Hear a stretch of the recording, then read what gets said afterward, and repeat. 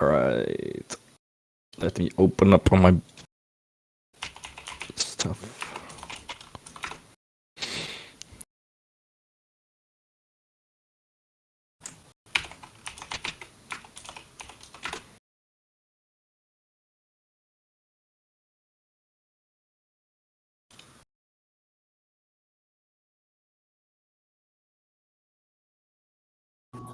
Alright, that should be it.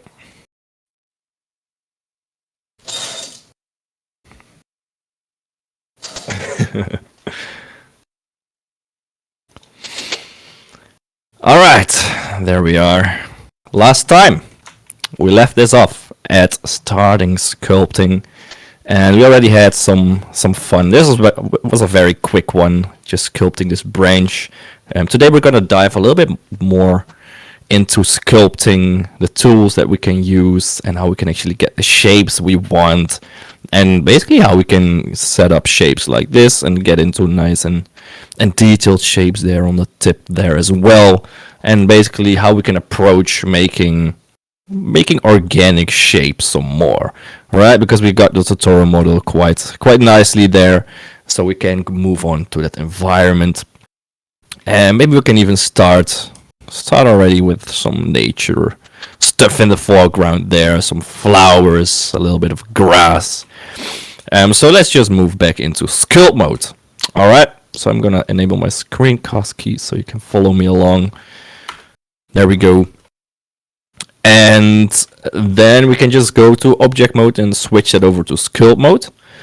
And now we can basically just try and recreate this branch. That is if you want to create this, of course. You can also create your own environments. In that case, just work from a reference. Reference images always work well because it is the most realistic you're gonna get. If you have, well, at least if you try to remake something, then why not work from reference images, am I right? So let's get into this. I'm actually going to reshape this branch a little bit because I want it to be longer, and because Totoro is going to be sitting on it as well. So I want there to be a little bit of a longer part where Totoro is going to be seeing it. And some stuff like that, like big movements in sculpt mode, I usually just do with G. Right, so you can press G, it is the grab tool, F to just scale it up. And then I will just move large parts of my mesh to just create the basic shapes that I need. Now with grab enabled, you will never really get the dino topology. Alright, even if you have this checked on, grabbing and moving will not actually add new geometry, because you move something that is already there, and moving will not add new stuff. Right, then we need the snake hook, for example. And I think this shape is fine. I think we have a nice little place where we can sit our fellow. Right, it's going to be sitting right there. And now we got some more detail. So how do we approach stuff like that? Now, easiest way, at least the path I usually follow, is you just draw it in by hand, at least the bigger details. And if you want the smaller details in there as well, then, well, you just have to sculpt it. And there's different ways to do that. I usually use a different program to get into a lot of detail for sculpting, which is ZBrush. ZBrush is what it's called. It handles higher resolutions, higher details, a little bit better. So that's what I usually use, but I generally use Blender for the start of it, up to the point where my Blender can't handle it anymore. And for a branch like this, we shouldn't have any kind of trouble at all. Alright, it's when you're going to be creating dragons, large dragons, where you have to sculpt each and single scale yourself. You need the detail of those scales, for example.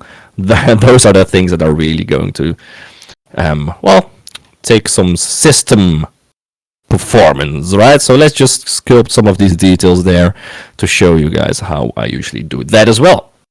Alright, that's the way to learn. So I learned you a little bit about the clay brush last time, right? It's basically the thing you use to add new geometry and add new layers on your mesh. Alright, so we have dino topology already enabled from previous time. Something that I don't think I explained is actually the detailing, relative detail, constant detail. Relative detail is if you zoom in, you will have more geometry to work with. Alright, so that's basically what we'll be doing. to start that, I'm just going to move this to the left. And you can see that once we move out of sculpt mode and we had some geometry changes from Dino topology, we have no longer got the shade smooth option enabled, right? So you will be able to see your geometry, and you can always just shade that smooth once again. All right, so let's just go and set this right there so we can have some nice reference in the background there. All right, we're really going to get in some tiny little details there. So let's sculpt this. And to start this off, I'm just going to draw the basic shapes a little bit. And with the Dino topology enabled, we're just going to hold shift to just get some of the basic issues out of the mesh, right? And deleting geometry in sculpt mode is quite annoying, because you usually only work with the geometry you have, which means that removing geometry is quite irritating. So what I usually do is just zoom out. That means that our Dino topology is going to be lower, so we're working on lower resolution. And then I will just draw on the parts that I want to be gone, like that, until it's gone, because it will remove detail, and that means it's also going to remove your geometry, alright? So that's basically how you can try and get rid of your geometry without actually leaving sculpt mode, which is nice. Alright, so let's get back to the snake hook and just drag this out into the shape that we actually want it to be. Something like that. It's looking quite nice. And so now we have some very small details to get worried about. So usually there's like a few different methods you can approach. It's the same for drawing. It's the same for a lot of stuff. And that is just how you're going to approach details. So are you going to work in scales? For example, now we have a very rough scale.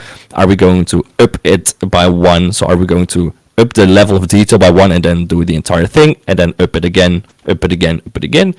Or are we going to work in one area and make that as details as we can and then move on to a new area? Right? That's completely up to you.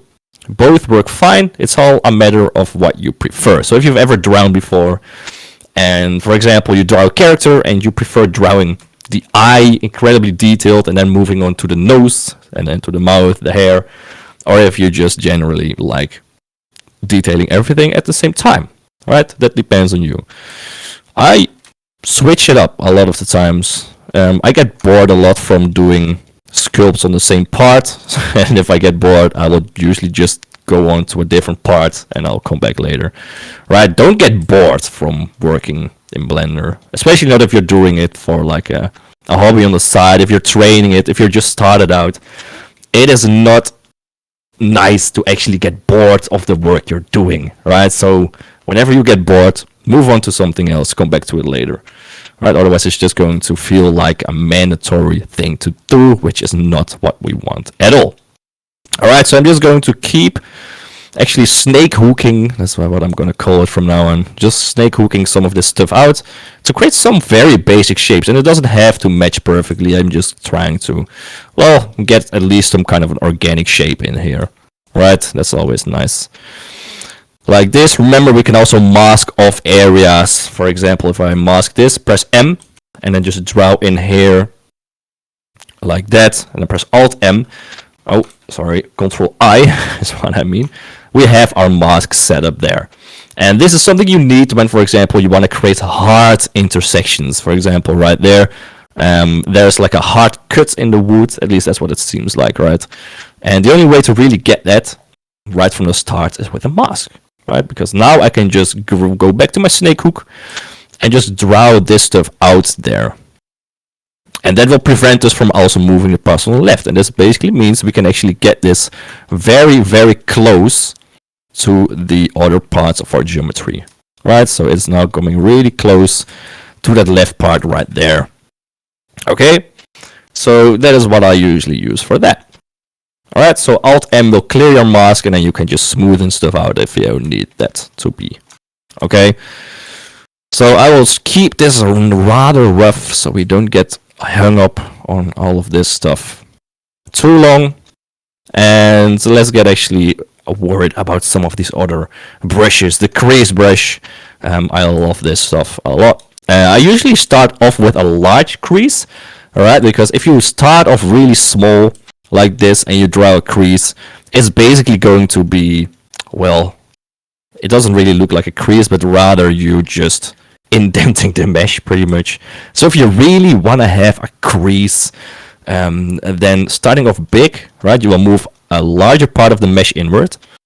And for example, like this, if that's the shape you're looking for, you can then just move on to a smaller brush, zooming in a little bit, and then going back in the same shape right there to really get that indent. And then you can move on even closer and keep doing that until you are at the level of detail that you're looking for, right? So how deep you want this crease to be, that's basically what we're going to be aiming at as well. Alright, so that is really the way of getting like these nice rounded indents there. And if you're looking for more of a sharp indent, that's fine as well. You can just zoom in from the start and then draw in your crease there, like this. Zoom in a little bit more perhaps. It's always nice to get this strong indent.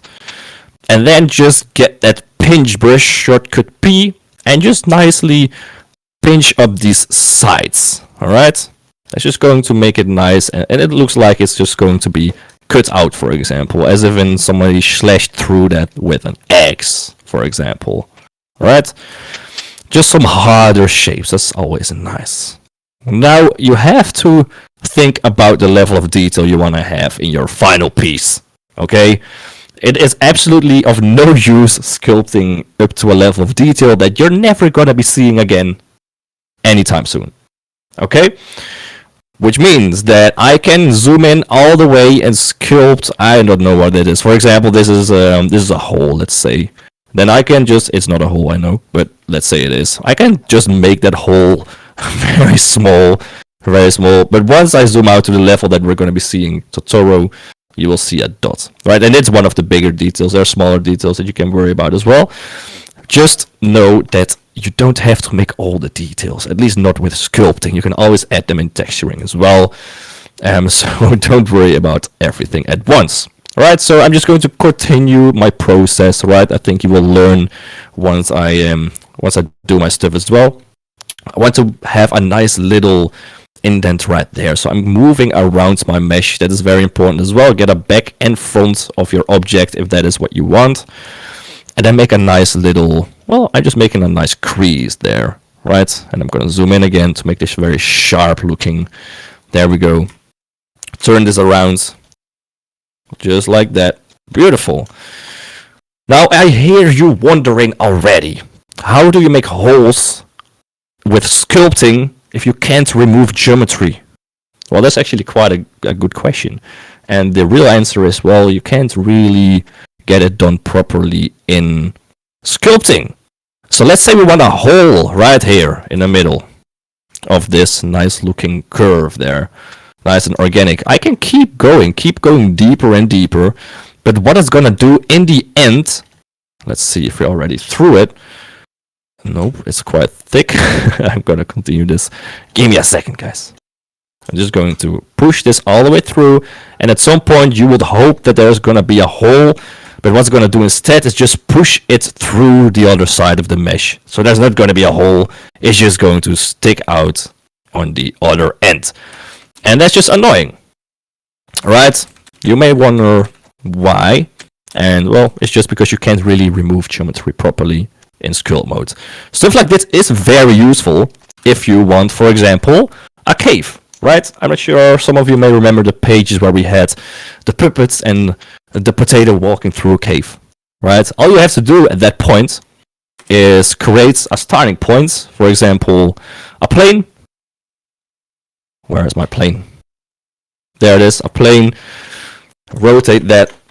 Go to sculpt mode. Enable Dino topology. And just start drawing your cave entrance, for example. Alright? So you can keep drawing this and your geometry will never really die. Alright? Now with the plane it's a little bit irritating, but you can start off with a snake hook, for example, and then draw that out. Right, and then you can create your entire cave entrance wherever you need it to be. and it's all starting from a plane. So now that when you go inside of this shape, you'll actually have a nice little cave you can move through. Right? This is exactly how I made the cave system for the comic book as well. Right? That's just very easy. You don't need to see the outside of the cave, so why would we bother doing anything impressive? Right? Delete that. Let's get back to our tree. Just gonna do some more sculpting. I will make a few more creases and I'll let you all do your own details once you're ready for it as well. Oh yeah, I was showing you how to create a hole. I almost forgot. Alright, so easiest way to do it is just to remove the geometry outside of sculpt mode. Right? So just go out of sculpt mode, add a new object in the shape you want your hole to be in. For example, a cylinder. And let's move that a little bit closer. Scale that up in the z-axis, right? You want this to go all the way through your mesh. And we have snapping enabled. RX90. Rotate that around. Let's move that to where we want it to be. Something like that. Maybe a little bit higher there. Smaller. This is going to be a hole. And I'm just going to select my mesh. I'm going to select a Boolean modifier. Set that to fast from the start. And I'm going to select my cylinder. Right? And you can already see that there's a hole selection appearing. If I now hide my cylinder, you can see we got a nice little hole going, but it doesn't look organic at all. Right? That is the only issue. But it's very easy to fix. What we're going to do, select the log, the tree, hover your mouse over the Boolean modifier, and just apply that. Alright? Now one thing you see is that we keep this hard geometry because our cylinder is actually not shaded smooth as well. Which means that the hole that it makes is also not going to be shaded smooth. So if you want that to be shaded smooth, then you have to shade your cylinder smooth first. Then go back to your log, and then you can just apply it. Right now the geometry still doesn't look perfect because we have a very, very odd geometry going on.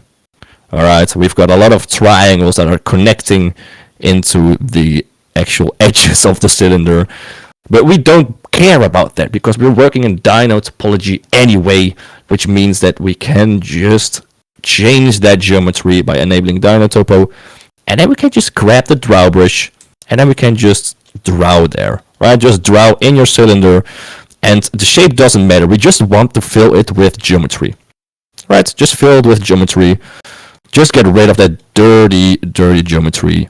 And then draw, and then at some point when you have plenty of new geometry, you can hold shift and smoothen everything out nicely. Alright, there we go. Now we got a nice little hole that actually looks like it belongs to the tree. Alright, and that's pretty much a nice way to create holes and stuff in your geometry. Okay, let's continue. We're figuring stuff out very nicely together. Right, I'm just going to make some geometry, and I'm just doing random stuff here. Okay, I got some ideas from this basic tree. I know what an actual tree thing stump looks like, so I'm just trying to make that from memory a little bit. Right, some nice stuff there. And let's see if there's anything else that I can explain here as well. Maybe this part is quite nice. We can basically move all of this out very nicely with our snake hook as well. Right? And with a new blender, we also have a new feature that will allow us to do that with an actual brush. But that's going to be something for, I guess, next week, because it has just been released. So I need some time to get into that before we actually do a tutorial on that. So that's something for next week. But for now, we can draw this out. Once again, the snake hook is something you're going to be using a lot. And we can just draw those parts out, right? So I'm talking about this on the left there. Just draw that out. And first I'm going to start with a little bit of a heel there. And then I'm going to move down into some of the more detailed shapes. Right? Something like that. Like that. Like that as well. And that's already looking quite nice. And then we will add some more resolution, some more depth as well, right? Remember, we have to look at this from the top, from the side, stuff like that as well. And just make those shapes look organic and like it actually belongs to a tree. Alright, and if you're not sure how that works, just go to Google or go to the nearest forest in your area and just look at trees and make pictures and then use that as a reference. That's always nice. And that will also just get you outside a little bit more if you're stuck on the computer. Alright, so we're gonna draw in some shapes. It's always nice to use the clay tool for that as well, because it will literally add more hard shapes, which is nice, because hard shapes is something that occurs quite often with trees as well. Right? Well, I'm not gonna worry about this too often. You will have to do this on your own. Well, maybe a little bit more. There we go. I will do this in my own time as well at some point. Alright, so we at least have some kind of a thick geometry going on there now. And we can continue drawing on that if that's what we like. Make it harder, for example. And that's already a nice looking shape, right? We still don't have a lot of details here on the middle part of the branch. But you can do that on your own. So I'm going to shade this smooth. Right mouse, shade smooth. And you may wonder why we didn't really make any of those branches right from the start. And that's because those are generally objects I would add on later. It's very detailed. We need to add leaves and stuff. And whenever it gets to adding leaves, I like to just move on to a new object. And then we can just cover that up later. Make it part of the same object later. Or you have to just go back to sculpt mode and really get close up in there with Dino Topo. And then with the snake hook, we can create some very tiny geometry. Right, so you can really draw out these branches. Doesn't matter how small you get. I could even just zoom in more and draw an even smaller branch right there. Alright, zoom even in more, draw a smaller one there. It doesn't matter. Dino topology will take care of it all. Right, but that depends on how much time you are willing to spend on creating branches and trees. Okay, if you're planning on selling 3D models, then this stuff is great. The only problem is usually when you do a remesh, we talked about that last time as well, if we remesh this geometry. Alright, if we go to the object properties, go to the remesh, select quad, and if we remesh this now, and we select everything we need, preserve everything, and we set this on, let's set this to maybe 10,000. Right, let's remesh that. Let's hope it doesn't take too long. Okay, it didn't work. And we get a little error message in the bottom saying that our normals are fucked up. So what we can do is go to edit mode, press A3, shift N, and that will recalculate your normals, and we can just check if that works. Right, do the same thing. It doesn't, so we're going to use the other remeshing instead, which is a modifier. Set that to remesh. And you can see what happens. Alright, the usual remeshing machines don't really have the power to calculate how small geometry needs to get at certain points, which means that it can't comprehend the extremely small details we just sculpted in that top branch there. So it's just going to remove it unless we get really small with this voxel size. And even then, it's not going to be nice. Right, you can see how small I have to make this to even get that starting branch out there. So that's the difficulty at working in small scales and wanting to remesh your objects. Right? So if you want to remesh the easy way with modifiers, don't get hung up on these small things because they're gonna be gone anyway. Okay? So I guess we will just keep that branch there as a little bit of a trophy. That's going to be nice. Now I want to show you how to use a modifier I made previously.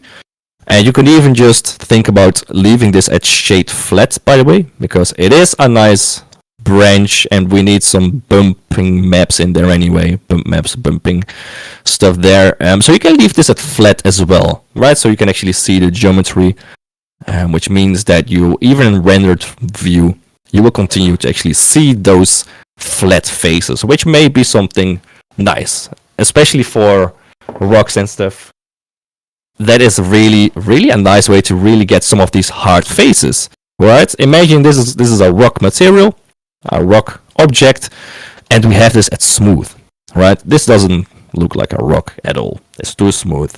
And if you want a very quick way to just get your object more into a rock vibe, just shade it flat. Right, that will get back some of these hard faces, and this already looks like a harder object, at least, okay?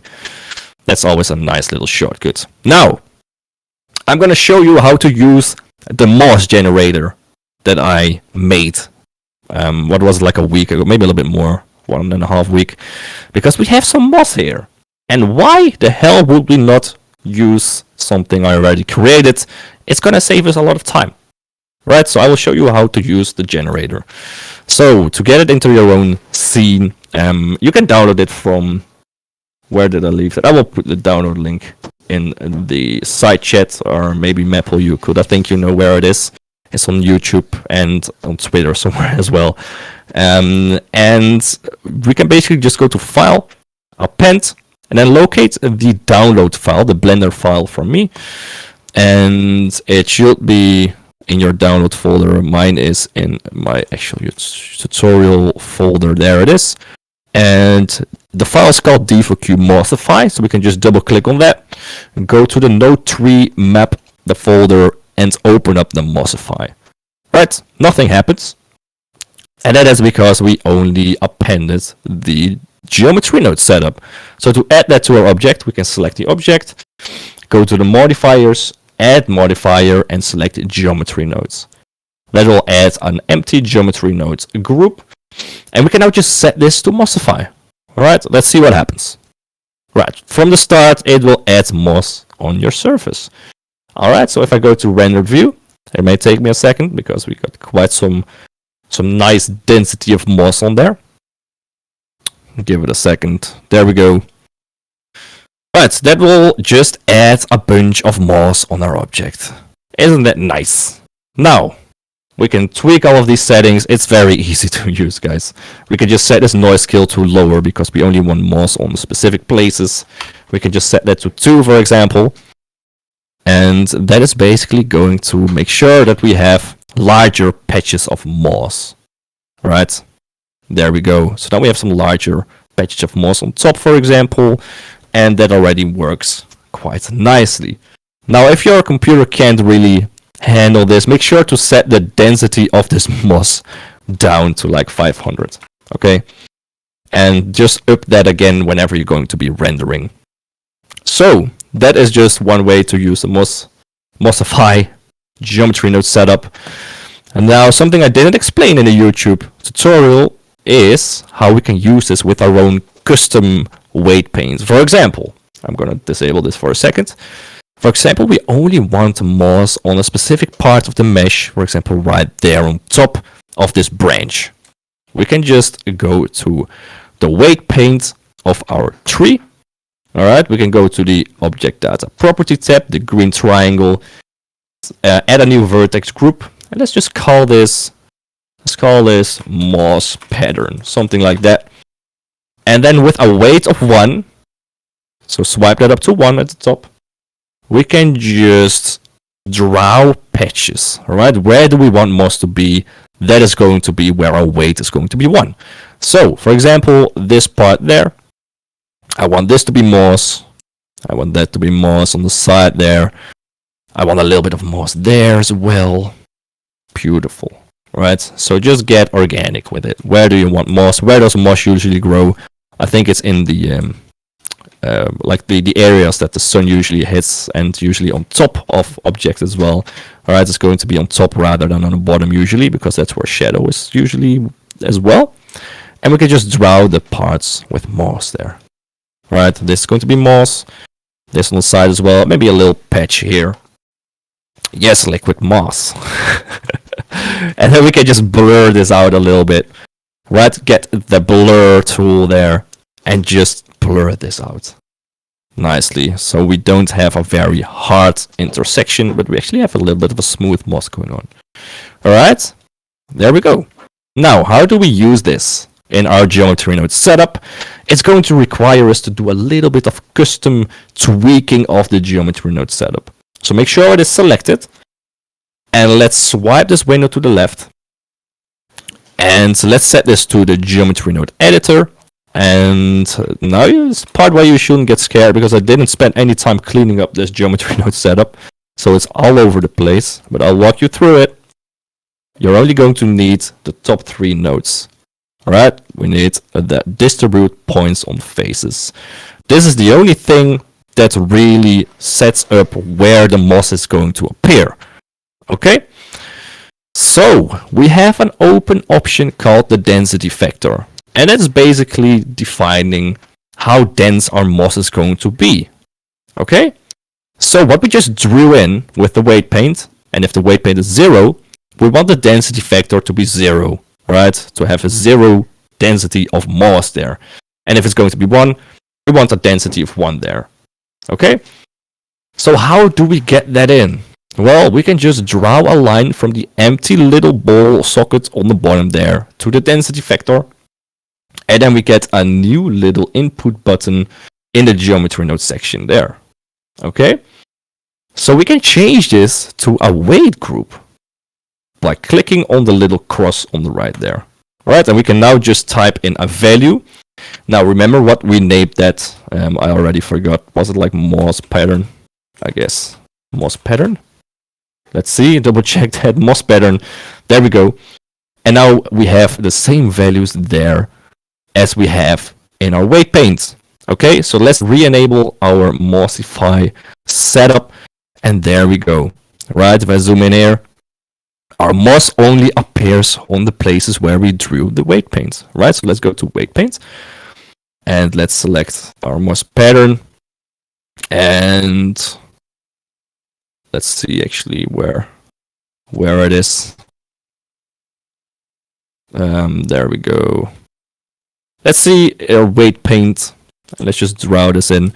We can just add new moss on places where we need it, right? You can't really see the weight paint, I guess, because it's being used by the geometry node setup. But you can see that if we draw with a weight of 1, we add new moss there, right? So you can just add moss on wherever you need it to be. And that's looking very nice. Okay, if you are finished with that moss, if you like where it is and the places where it is added, we can go and increase that density back to about, let's go to 1500 once again. Alright, take it up to as much as your computer can basically handle. And now we have our moss, right? If we want a material on there as well, we can select our tree, we can hit tab, and the geometry node setup of the moss comes with a material as well. It's stone, so we will now turn our object into stone first, but we'll turn it to a tree later on. We can now just press U and unwrap this, right? Because we have a very weird geometry. We worked in a Dino Topo. Our object is going to be unwrapped incredibly poorly, no matter which option we choose here. Okay, we have no real seams. Blender has no clue how to unwrap this stuff. So what we're gonna do is take the easy route. Okay, we're gonna press U and just cube project this. Cube projection works quite alright for most of the cases, especially when your geometry is all messed up anyway. We can just try out that one first. Alright, let's hit tab. And we can now see we've got a little bit of a stone texture on our tree now. Alright, so how do we change that to something else? That is important to know. If we go to the material tab and we select our tree, there are no materials. Okay, and that is because the materials are applied in the geometry node editor and not on the tree trunk itself. Okay, so to know what material it uses, we're basically just going to have to check the geometry node setup. Alright, go to the geometry node setup. And there's a very easy way to spot materials. You can zoom out, go to the right. Materials are usually applied on the far right end of any geometry node setup. And we can zoom in and you will have a set material node there. So we're using moss strand, ground, and moss. Okay, moss strand is not what we need. It just is the material for the moss itself. Moss is for the green part of the moss, right? The moss strand is actually the brown part. If you zoom in all the way, you can see there's a little brown stick in the middle of the moss there. And the ground is actually what will shade our entire object. Okay, so let's go to the shader editor, now that we know what it's called, and set this to be ground. Okay? Now we have a nice little setup here. Okay, and we have our moss material as the top one. You don't have to worry about that. And our bottom one is the default material. So that is going to be the rock. So if you want to change that material, we're going to have to change this entire block. Okay, the entire block of this material will have to change. Now there's a very easy way to do that as well. Okay, we can just remove the ground material there in our tree, and we can just find Blender Kit, right? I already showed you how to enable this in one of the first tutorials. And we can go to the materials tab, and we can search, for example, let's search for bark, a bark material. Okay, now Blender Kit has a lot of stuff, so it probably has a nice bark material as well. You can already see it right here. We got some nice barks.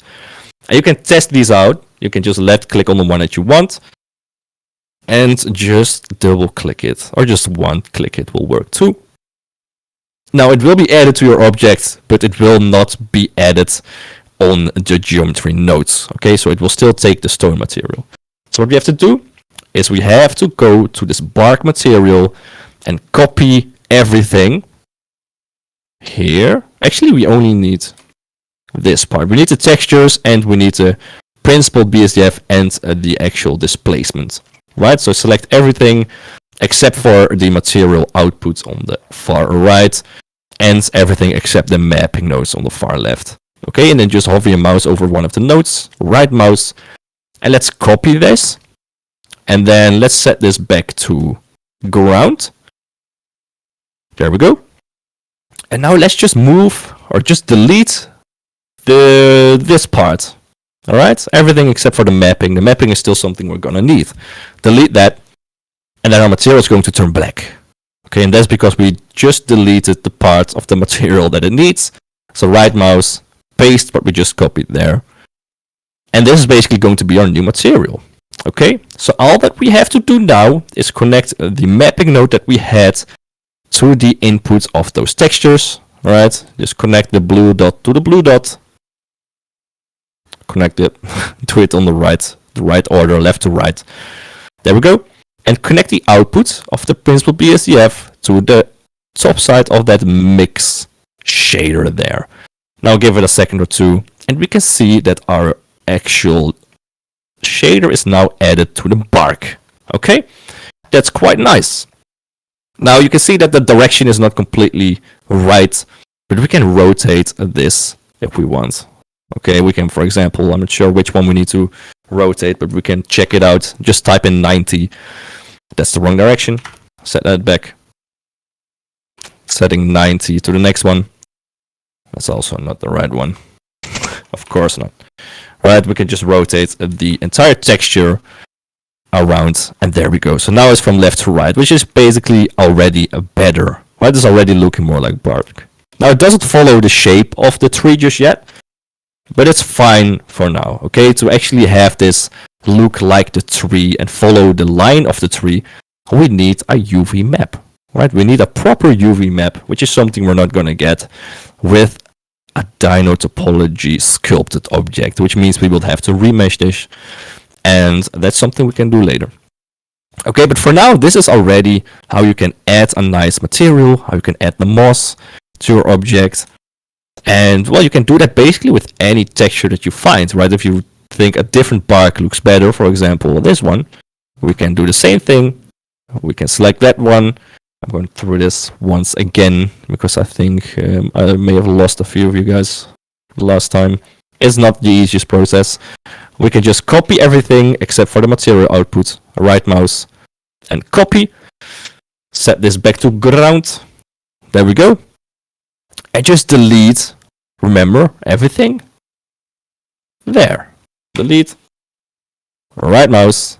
Paste in what we just copied there. Here we go. Now remember, we need to connect the mapping node that's important to the textures, right? So in this case, we have to connect it to each and single one of those there. And then we can just crank this principled BSDF into the mix shader there. All right. There we go. And now we have a different looking bark material. Okay. That's not bad at all. Now we also have this moss material that's not even being used now. Reason why is because we need to select our bark. We need to go to our modifier properties. And we have to go to the output attributes and just type in moss real quick. That's just something we need to do.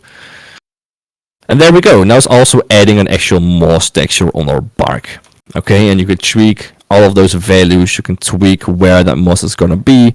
With the color ramp, for example, swipe that to the right. It's going to change the look a little bit on where that moss is going to be. And we can also match where this moss is going to be to where we added the moss. Alright, but I think, yeah, we've been going at this for quite some time. I think this is going to be fun for you guys to just start playing around with materials, start playing around with moss, start playing around with how to, basically how to tweak geometry node setups, perhaps. That's something nice. But you can see we already got quite a nice looking bark here. Even though we don't have proper UVs, you can get away with just unwrapping it with a cube. And I will show you some of the different settings here. Wait up, that's fun. Alright, so first thing we tried is a cube projection. That looked quite alright. Now let's just try the different ones. Just general unwrapping is going to be messy. And it's even going to give us a little error. Let's see how it looks. I think it didn't really unwrap it because it gave an error. We can try sphere projection as well. And it will do what it says it does. It tries to unwrap it as a sphere. Right? So if you have spherical shapes, sphere unwrapping may usually work quite alright. But yeah. You can tweak a lot of these, try a lot of the different ones, and just check how the outcome of the material looks different as well. Now what you will have to find out first, alright, if you're using a UV map, is if your actual material is using a UV map as well. Alright, because we can also just connect the object texture coordinate, for example, to the mapping node of the texture. And that's going to change the look of the material as well. Alright, you can see the material actually changed now. And that's because we connected this to the object socket of the texture coordinate. And now it looks more like it's the inside of a bark, for example. Alright, we can also try generate it. Each and single one of these texture coordinates will result in a little bit of a different texture look. Alright, a normal map has never worked for me, so you don't even have to try that. Camera is a nice one. It is basically going to unwrap this straight from the camera, which means you're going to be looking straight on your texture. Now if I rotate my screen, you can see that everything looks messed up on the sides because we just unwrapped it from the front view. Right? It is nice to have, for example, for something that has to be faced in front of your camera. For example, if you have, let's say, a sticker or a flag that is, well, pretty much going to be facing your camera, then you can just unwrap your flag. You can use the camera texture coordinate to just use for the mapping there, because it's going to be facing your camera. Okay? So the three that I usually use are generated, UV, and UV is if you have an unwrapped object and it gives you more control of your object, and the object one can work as well. Alright? And then of course the camera one every once in a blue moon, whenever you have something that is rotated to your camera and you don't need to see in a different way at all. Okay, that's where I'm gonna leave this at. I hope this was not that hard to follow. I know we did some interesting stuff, at least. And I hope you can now just start playing around with materials. Are there any questions about this lesson?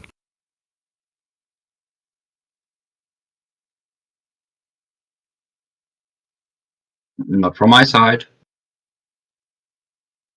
Oh shit. I think my headphones were out. Were there any questions? Not No, from my sir, side. it looks awesome. Thank you, sir.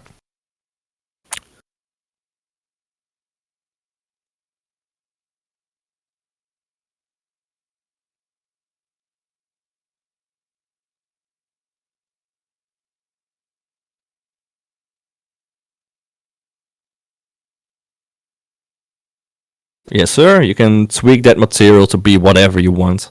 And you can do the same thing for that moss part of the material as well. So if you don't want this green part to be moss, but you want it to be, like you said, metal, we can make that happen. I can just show you real quick how, right, this entire top part is moss. It's a little bit more difficult, but it basically means you have to change the entire part of the moss, right? And anything in it as well. But we can just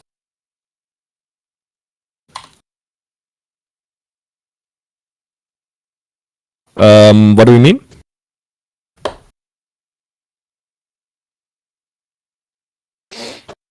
Yes, this is the moss generator.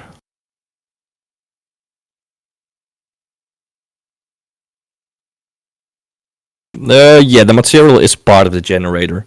But we can just make the moss bigger. We can tweak all the settings. We can change the length. I can set this to 3. Have bigger moss. I can set the initial scale to larger as well. So we can grow this out to how much we want this to be.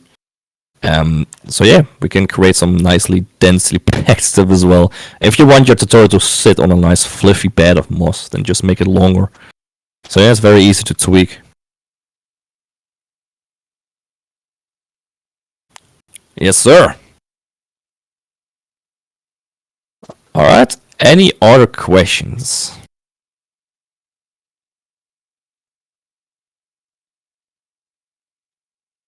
Nothing at all. Alright then, we're gonna leave it right here. In the next one, I actually want to have a look at this part here. Okay, how do we actually create branches that turn out in leaves? How do we add leaves to that? And, well, how do we actually approach it? Because there's a lot of ways to get a branch, there's a lot of ways to add leaves, there's a lot of ways to create plants. And we're probably going to do it with geometry nodes, just to teach you a little bit more about that as well. So how to set it up and how to shade leaves, how to use textures. Actually, if you have the time, just walk outside and take a picture of any leaf whatsoever. Just take a leaf of a tree, take a leaf of a plant, take it home, put it on a nice white surface, black surface, doesn't matter as long as you can cut it out later. Just make a picture and we'll be able to make a nice looking plant with that picture of yourself. So it's going to be a nice personal plant. Alright then. I will call it a day and then I'll talk to you guys in the coffee shop tomorrow.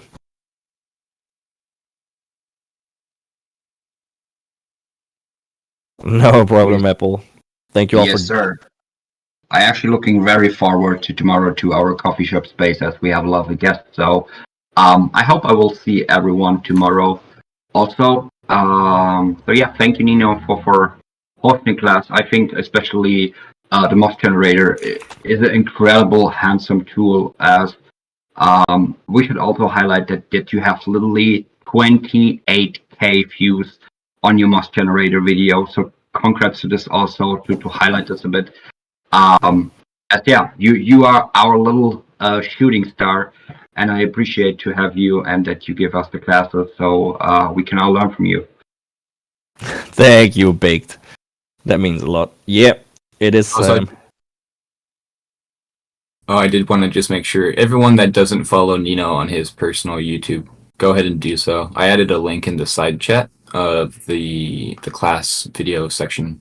So if you go ahead and follow him, he posts free stuff there to watch, and of course, a lot of the tools that he comes out with are also free. I do believe that Moss one is free, right, Nino? Yeah, that one is free, and anything that is paid for, you guys can download for free anyway with the code. Yes. But yeah, follow him on YouTube because give him those views. The more views he gets there, the more organic views he gets, which, down the line eventually will trickle down into Baked Universe and grow the family here. So support Nino and he'll keep doing his thing. Hell yeah.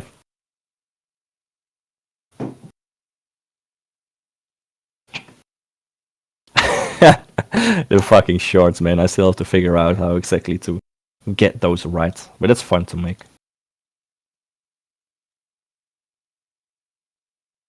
Alright then, guys. I'm gonna pop out. Have a nice day, evening, whatever it is for you. And Have also a nice evening, Nino. Thank you for taking